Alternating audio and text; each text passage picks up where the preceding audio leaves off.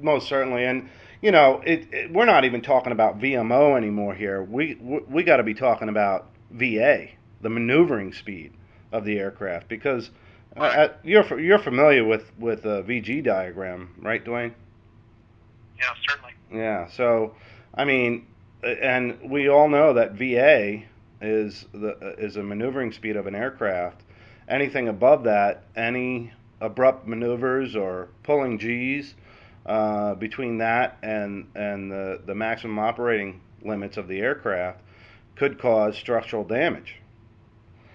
Now we know this by American 587, which departed Kennedy and lost its tail, and this was on climb out at a very low speed because it hit some wake turbulence. Now this aircraft, the alleged United 175, supposedly is doing 150 knots over VMO, okay, over its maximum operating, but it's also doing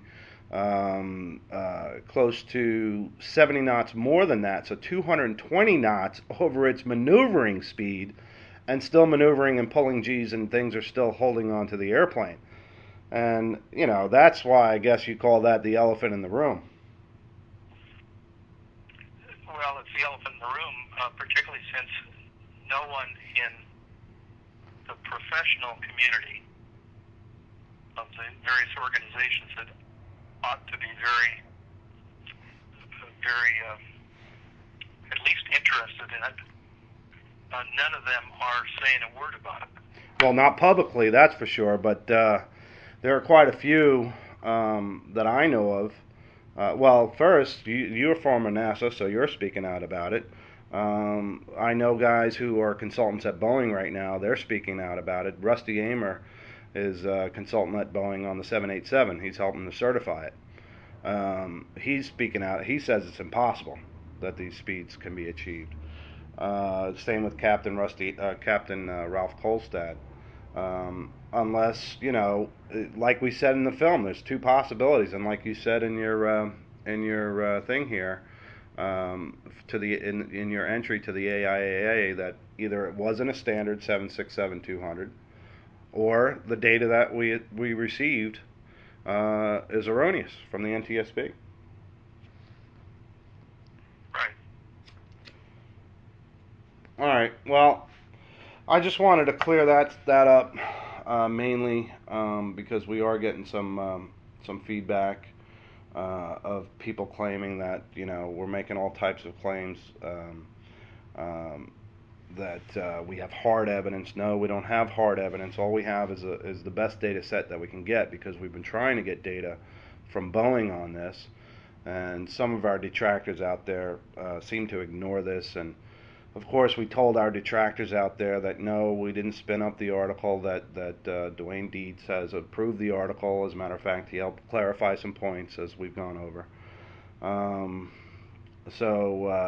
and this stuff just gets ignored.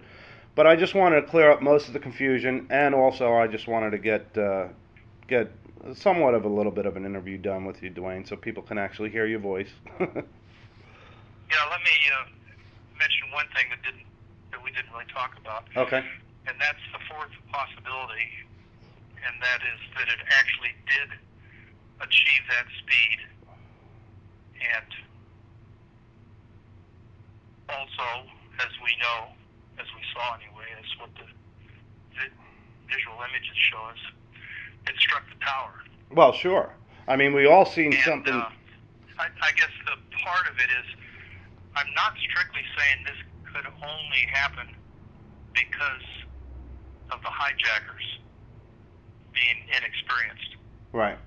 That certainly makes it even more improbable, but even a experienced pilot, I would think, would have a tough time of being able to strike that target. I really tried to imagine what kind of flight experiment could be done that didn't result in a crash, but resulted in resolving the question: can an airplane be flown, an airplane like that, be flown under those reported speeds, and pulling G's and turning, Yeah. and hit a target of that size going that speed. Well, the only thing that we can... I would say it would be pretty iffy on whether that could be done in any kind of a consistent manner.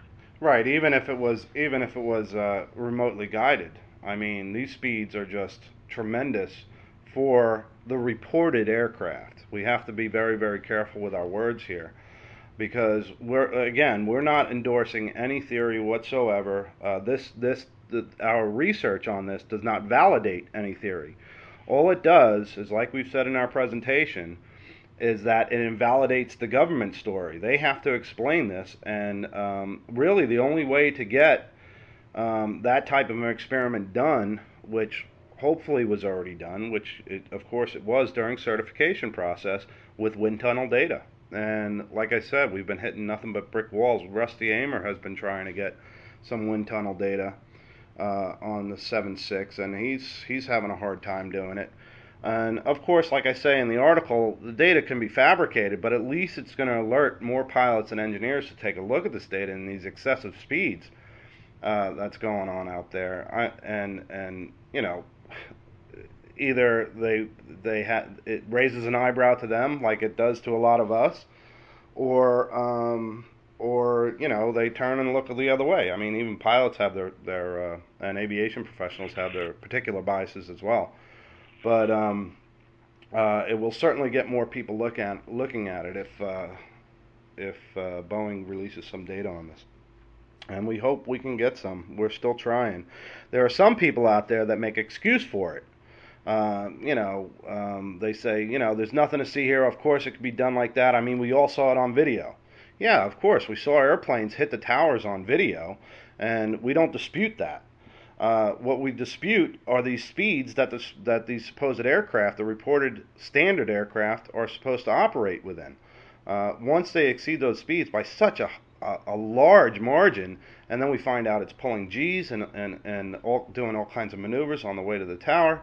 I mean, there's just a point where you got to raise that red flag, and that's why so many of us are speaking out. Now, within our organization, of course, we have a varying, I guess you can say, opinions of these speeds, from impossible to excessive. Some of our guys who have flown these aircraft, they just flat out say, no way, impossible. And of course, they have lots of time in these aircraft and in aircraft that have exceeded Mach 1. They've flown all different types of aircraft. I brought up a good comparison, like, you're going around a turn in a car, and you're hugging that corner at high speed. If you tweak that wheel a little bit or press on that gas pedal a little bit more, you'll be in the wall.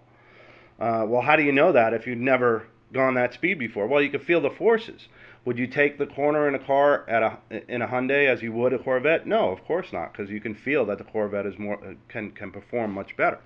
So that's how come, I guess, these guys who have time in these aircraft just flat out say impossible. And there definitely needs to be an explanation. There's other guys in our organization that say, yeah, these speeds are excessive. They need to be investigated. But there's nobody in our organization that say they're probable and nothing to see here and move along. Is that correct, Dwain?